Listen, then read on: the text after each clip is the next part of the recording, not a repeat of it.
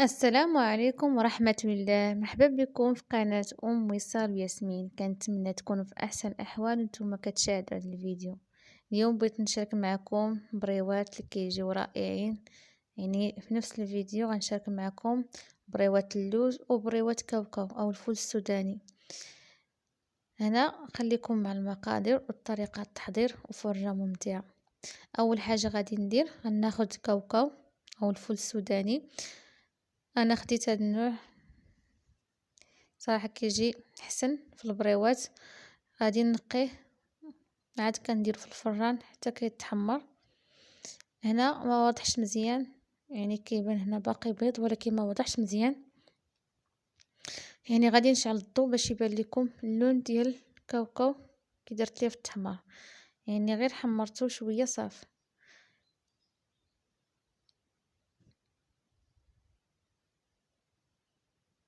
هنا كي كتشوفوا انا راه باين، غير ما تحمروش كتر من القياس باش ما يجيكمش فيه داك المذاق ديال المرورة. صافي هنا غادي ندوزو في الهشوار. يعني كي كتشوفوا مبغيتش نطول عليكم الفيديو، يعني العقده كتبان كتجمع في يديا ولكن مخليه مهرمش، يعني ما طحنتوش مزيان. انا كنفضلو بحال هكا، نتوما كيبقى لكم الاختيار الا بغيتو طحنوا مزيان. هنا غادي نضيف ليه جنجلان، هذا كيبقى لكم نتوما اختياري، تقدروا تكتفيو غير بداك الكاوكاو، ولكن انا كنبغي نزيد ليه هاد الجنجلان محمر وكنطحنو حتى هو في الهشوار او طحنو بشي طحانه. غادي نزيدو على داك الكاوكاو. عندي هنا كيلو ديال الكاوكاو وزدت ليه 250 غرام ديال الجنجلان. نتوما تقدروا ديروا حتى نص كيلو، ولكن انا اكتفيت غير برابعه، كيكون المذاق ديالو باين يعني في البريوات. هنا عندي كميه كيلو ديال كل كيلو ديال كاوكاو كندير ليه 2 كيسان ديال السكر. تقدروا ديروا السكر كلاصي، السكر اللي كيكون بودره. انا ما متوفرش عندي، درت هذا ديال السكر حبيبات. ما طحنتوش مع العقده، يعني راه نسيت، يعني كنت زربانه واخا هكاك ما كيكونش باين في العقده. ملي كيطيبوا البريوات ما كتبانش، ما كيبانش داك السكر. هنا غادي ندير 2 بيضات. اللي غادي دير غير نصف الكميه غادي دير غير بيضه واحده، يعني اذا كنتو نتوما غادي ديروا غير نصف كيلو ديال الكاوكاو غادي ديروا غير بيضه واحده. هنا عندي معلقه صغيره ديال القرفه، معلقه صغيره كتكون عامره.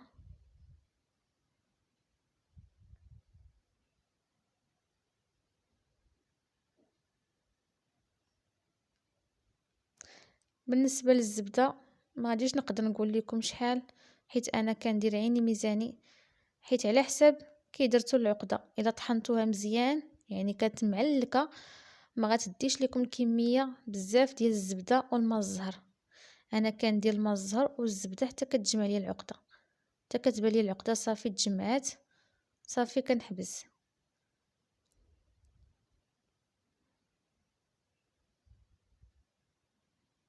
يعني كندير الماء الزهر وانا يعني بحال كندلكها مزيان حتى كتبان لي صافي راه ما بقاتش محتاجه الماء الزهر والزبده.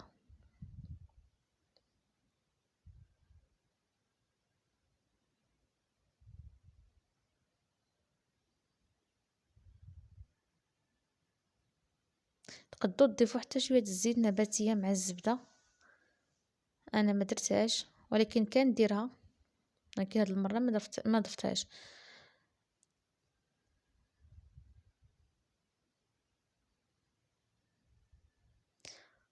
وديروا لايك كتشجيع القناه باش نبقى نحط لكم ديما فيديوهات.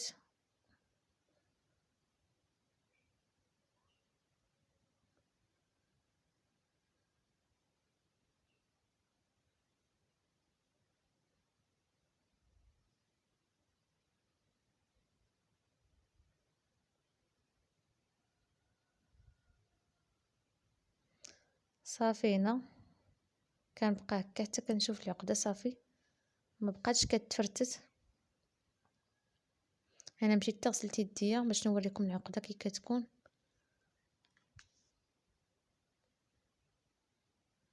هاد العقده تقدروا توجدوها ديال الكاوكاو الفول السوداني وديروها في شي بلاستيك وتدخلوها الثلاجه، وقت ما بغيتو تعمروا بها البريوات كتعمروا بها البريوات. يعني ماشي ضروري انكم تاخذوا هاد كيلو ديال الكاوكاو كامل وتخدموه. هنا كنشوف العقده صافي يعني وجدات، كنقدر نشكلها كيف ما بغيت. بالنسبه لتاع اللوز، هنايا اللوز سلقته في الماء مده 5 دقائق، حيدت ليه ديك القشره وغسلته مزيان ودرته فوق هذا المنديل، يعني خليته حتى ينشف مزيان. عاد غادي نقليه في الزيت، ولكن ما كنقليش الكميه كامله، يعني كنقلي غير نصف الكميه. عندي هنا كيلو ديال اللوز، نصف كيلو غادي نقليه ونصف كيلو غنخليه كيبقى هكاك خضر. نتوما كيبقى لكم الاختيار، بغيتو تقليوه كامل كتقليوه، بغيتو تخليوه كامل خضر كتخليوه، يعني اللي بغيتو. انا درت نص نص. انا راه بعض المرات كنقلي داك اللوز كامل، يعني ما كنخليش النصف خضر. وانتم كيبقى لكم الاختيار. والناس اللي العشاق ديال كيبغوا داك اللوز يبقى هكاك خضر، يعني كيخليوه غير هكاك خضر، يعني ما كيقليوش. صراحه هاد البريوات ديال اللوز قدو نتوما ديروا اللي يعجبكم، يعني كل مره تبدلوا. مره ديروا هاد الطريقه، مره خليو العقده هكاك، خليو اللوز هكاك خضر كيجي صراحه حتى هو رائع. وانتم كيبقى لكم الاختيار. يعني نفس الطريقه اللي درت في العقده ديال الكاوكاو. كولا نصف كيلو كندير ليه كاس ديال السكر. انا عندي هنا كيلو، درت 2 كيسان ديال السكر. كي قلت لكم بالنسبه للزبده والماء الزهر كديروا عينيكم ميزانكم. هنا ما درتش انا القرفه، الا لاحظتوا في العقده ديال اللوز ما درتش القرفه وما درتش البيض، هاد 2 حوايج ما درتهمش. هنا بقيت كنجمع غير بالزبده والماء الزهر حتى كتبان لي العقده تجمعات بحال ديال الكاوكاو، يعني كتقدروا تشكلوها كيف ما بغيتوا.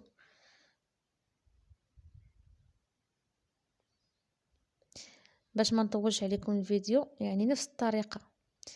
هنا عندي الورقه ديال البسطيله، ديال الورقه كبيره، كنعبر كيشتو ب4 صبيعات، كندير 4 صبيعات هكا على الورقه، وعاد كنبدا نقطع بالمقص.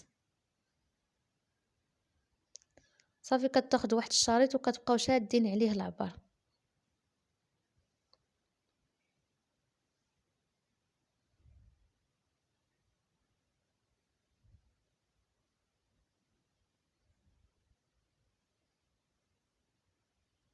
هنا الورقه قطعتها انا على 6، وكتبقى على حساب العقده. الا كنتو درتو عقده صغيره، يعني غير كويرات صغار، يعني كتقدروا ديروا غير 3 صبيعات، ولكن من الاحسن ديروا 4 صبيعات عاد تبداو تقطعوا. وغادي تجيكم البريوه هي هذيك، ما صغيراش بزاف وما كبيراش بزاف، كتجي هي هذيك متوسطه. هنا كناخذ الورقه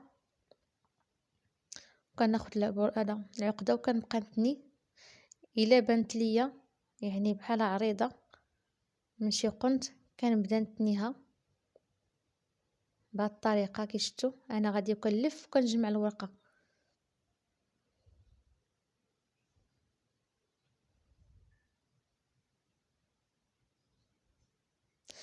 هنا عندي الدقيق مخلط مع الماء، ما كنكترش، يعني كندير غير شويه باش ما تبقاش تقطع ليا ديك الورقه، حيت الا كترتو عاوتاني داك الماء مع الدقيق راه تبدا تقطع لكم الورقه. يعني غير الجهد اللي غادي تلصقوا بيه وصافي.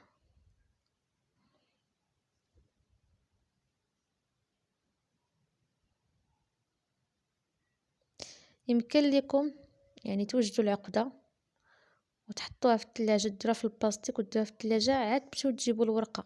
من الاحسن ما تجيبوش الورقه وتحطوها وعاد تبغيو تخدموا العقده، يعني الورقه كتبغي تكون طريه. كي كتجيبوها خصكم تخدموا بها. وانا جبتها باقي طريه وخدمت بها، يعني حتى صوبت العقده عاد جبت الورقه. يعني الا جبتو الورقه باقي طريه وخدمتو بها في نفس الوقت، يعني راه كانت الورقه باقي سخونه يلا تصوبات، ما حيدتش ليها دوك الجناب كي كتشوفوا. نتوما الا كانت الورقه نشفات لكم من الجناب خصكم تحيدوا دوك الجناب. انا حيت الورقه باقي يعني طريه، يعني راه باقي الورقه طريه، يعني ما حيدتش ليها الجناب. الا جبتوا الورقه وحطيتوه عاد بديتو كتصوبوا سميتو، عاد بديتو كتصوبوا العقده، غادي تلقاو الورقه نشفات لكم من الجناب، وغادي تبداو تحيدوا الجناب، ضروري تحيدوهم.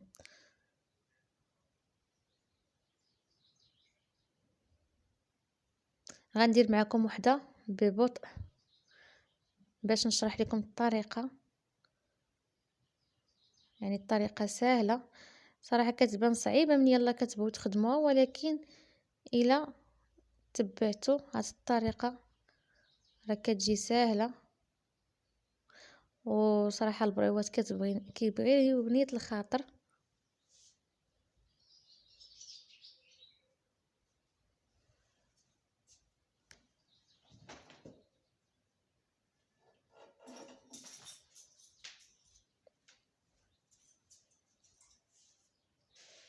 صافي هنايا كنبدا نلف،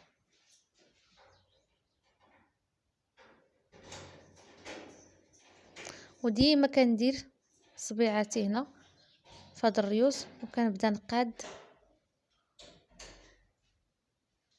وديما كندير صبيعاتي قبل ما نلف البريوه. لاحظوا كيفاش يعني هكا، يعني الطريقه اللي كندير سهله، كنتمنى تكون واضحه. ديما ديروا الصبيعات الا بغيتوا تلفوا البريوه في دوك الريوس ديال البريوات، كديروا صبيعاتكم وكتبداو تزيروا. الورقه اللي كتكون جديده يعني كتسهل عليكم الخدمه، ماشي بحال الا كانت بايته عندكم في الثلاجه، واخا تكون غير نهار واحد غتبدا تقطع.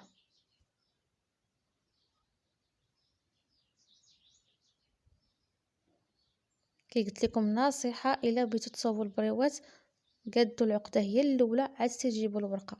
العقده ما غادي يوقع عليها والو، واخا تخليوها في الثلاجه حتى يومين 3 ايام ماشي مشكل. بالنسبه للورقه ما خصهاش تبات في الثلاجه الا بغيتوا تخدموا بها. وهنا كنحط حدايا ديما مقص باش نبقى يعني نفيني ديك البريوه.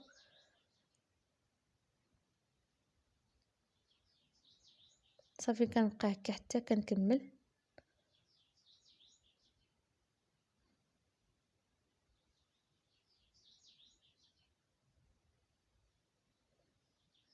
كناخد كميه قليله ديال الدقيق مع الماء،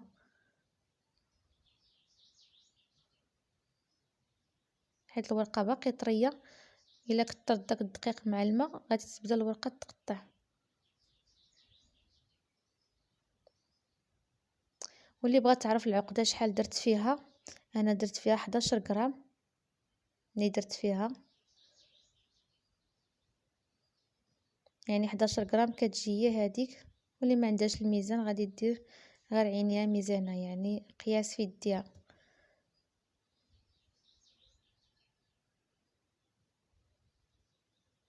تقدروا نتوما تصوبوا هاد البريوات وديروهم في المجمد من الاحسن، ما تقليوهمش كاملين الا كنتو غديروا كميه كبيره،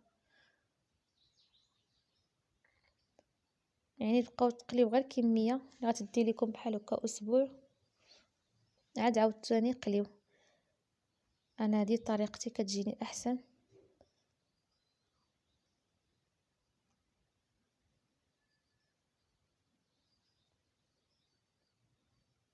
صافي هنا راه كملت.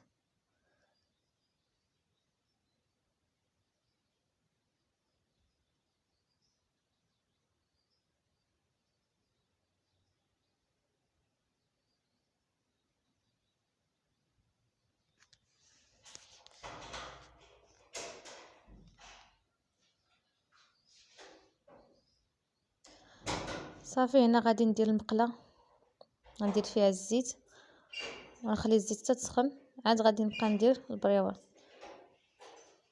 انا راه قليت واحد الكميه،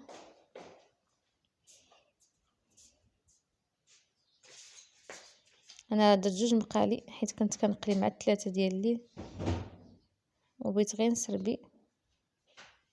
نتوما غادي ديروا غير مقله وحده، ما غاديش ديروا بحالي.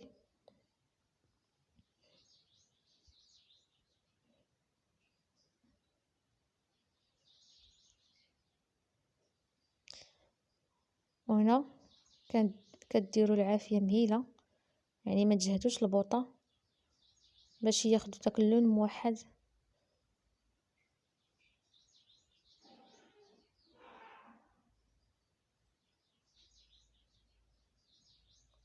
ما كياخذوش الوقت بزاف في الطياب، يعني دغيا كيوجدوا.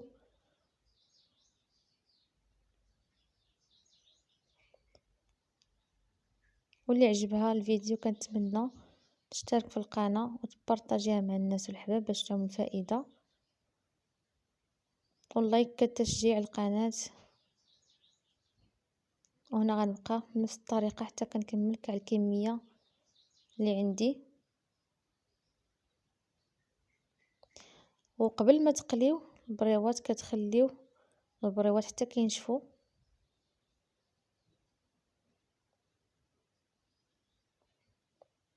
انا راه كي كملت وبديت بالاولين اللي صوبت، حيت انا كنت صوب ديال الكاوكاو وديال اللوز، يعني كنت بديت بديال اللوز هما باش بديت الاولانيين، هما اللي قليت الاولانيين. يعني نتوما كنتو ديروا كميه قليله غتخليو يعني البريوات حتى كينشفوا عاد تبداو تقليوهم.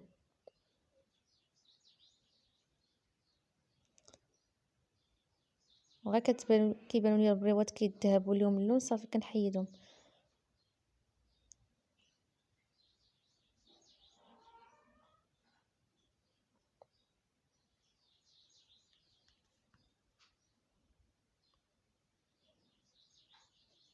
ولا كنتو نتوما دايرين غير كميه قليله كتخليوها في العسل، يعني تقدروا تخليوها حتى للصباح عاد تحيدوهم. وهذا هو الشكل النهائي ديال البريوات. انا وصلت معكم لنهايه الفيديو، مع السلامه.